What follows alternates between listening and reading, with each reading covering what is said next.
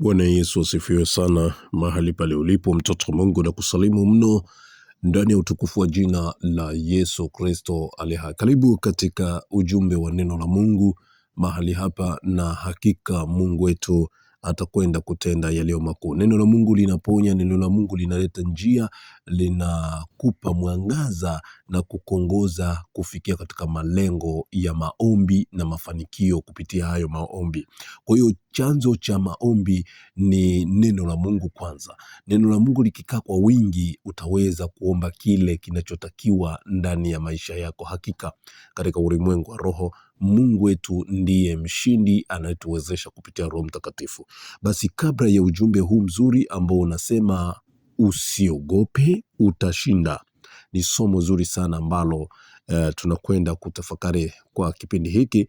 Na kabla ya ujumbe huu, hebu tumshukuru Mungu majira haya. Baba, nakushukuru kwa neema yako. Asante kwa maana upo upande wetu. Tazamani wakati mzuri wa kutafakari chakula cha rohoni, neno lako ambalo likalete uzima, likatujenge kiroho na kimwili ndani ya maisha yetu.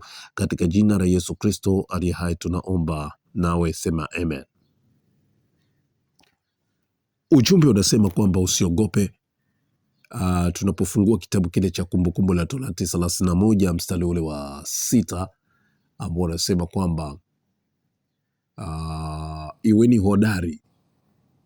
hodari na moyo wa ushujaa, msiogope wala msihofu, kwa maana Bwana Mungu wako yeye ndiye anayekwenda pamoja nawe, hata kupungukia wala kukuacha. Mungu anasema kwamba usiogope.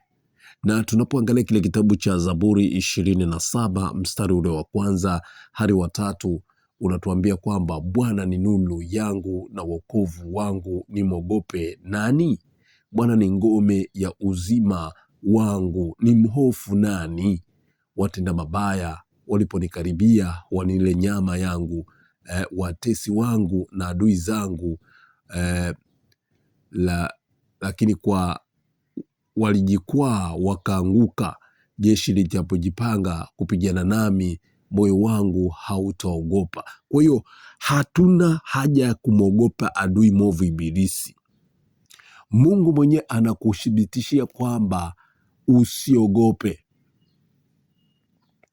Na kitabu kile cha Samueli wa kwanza, ukisoma ile sura 17 mstari wa 32 hadi wa 33, utasoma kwa wakati wako mzuri. Tunamwona Daudi akamwambia Sauli, usizimie moyo, mtu yoyote asizimie. Kwa ajili ya nani? Kwa ajili ya huyu Mfilisti.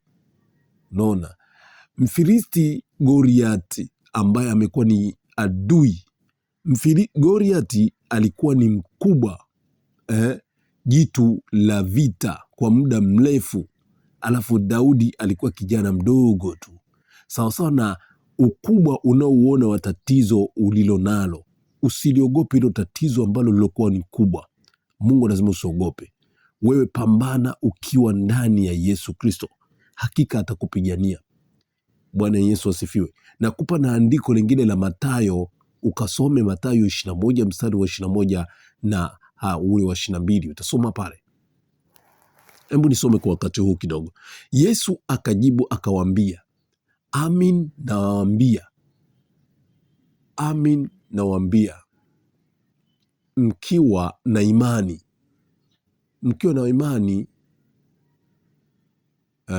hebu nirudie tena. Anasema mkiwa na imani pasipo na shaka, mtafanya si hilo la mtini, lakini hata mkiuambia mlima huu ng'oka ukatupwe baharini, itatendeka. Kwa hiyo hapa naonyesha kwamba imani kubwa, kwamba wewe mtafakari kwamba mlima huu ung'oke ukatupwe baharini. Hii ni ujasiri wa imani ndani ya ushindi, kwamba yanawezekana yale yaliyokuwa magumu. Wewe unaona jambo ni gumu kabisa, mlima ung'okeje ukatupwe baharini? Kwa hiyo ukiwa na imani hii kubwa, Mungu anakwenda kukushindia. Kwa hiyo usiogope mpendwa, Usiogope yale matatizo ambayo yanakuja. Ni kweli vita ni vingi unavyopitia katika maisha yako. Ni kweli changamoto ni nyingi unazopitia, lakini Bwana Mungu anakuambia usiogope. Yeye atakupigania. Basi tuingie kwenye maombi wakati huu, na Bwana Mungu atakuwa upande wako. Baba, katika jina la Yesu Kristo aliye hai, ninamwombea mpendo huyu, msikilizaji huyu, na wewe ulisema asiogope, kwa maana wewe upo upande wake. Nami ninajua kwamba kwako Baba tunapata ushindi. Ninaondoa hofu na mashaka zilizokamata ndani ya fikra yake, hofu na mashaka maeneo ya kazini, hofu na mashaka maeneo mbalimbali kwenye familia, hofu na mashaka juu ya yale ambayo anapitia kwenye uchumi wa biashara yake na kazi yake. Hofu na mashaka ikaondoke kwa jina la Yesu Kristo. Bwana ukamtetee pale ambapo amekuwa hawezi. Bwana ukampigania mahali pale ambapo pamekuwa ni changamoto. Bwana ukampiganie juu ya maisha yake. Nami nina imani ya kwamba unakwenda kumpatia ushindi kupitia jina lako Yesu. Katika jina la Yesu Kristo. Imeandikwa ya kwamba ukaniite siku ya mateso, nitakuonyesha, nitakuokoa na wewe utanitukuza. Ulisema kwamba siku ya mateso tukuite kwa ajili ya mpendo huyu, nawe utamwokoa. Mwokoe katika yale mateso anapitia, na sisi tutakutukuza Bwana. Mwokoe juu ya maisha anayopitia, mwokoe juu ya biashara ile, mwokoe juu ya kazi ile, mwokoe juu ya afya ile, mwokoe kwa kila kitu ambacho kimekuwa ni changamoto. Bwana tunakutukuza, Bwana tunakutukuza, Bwana tunakutukuza.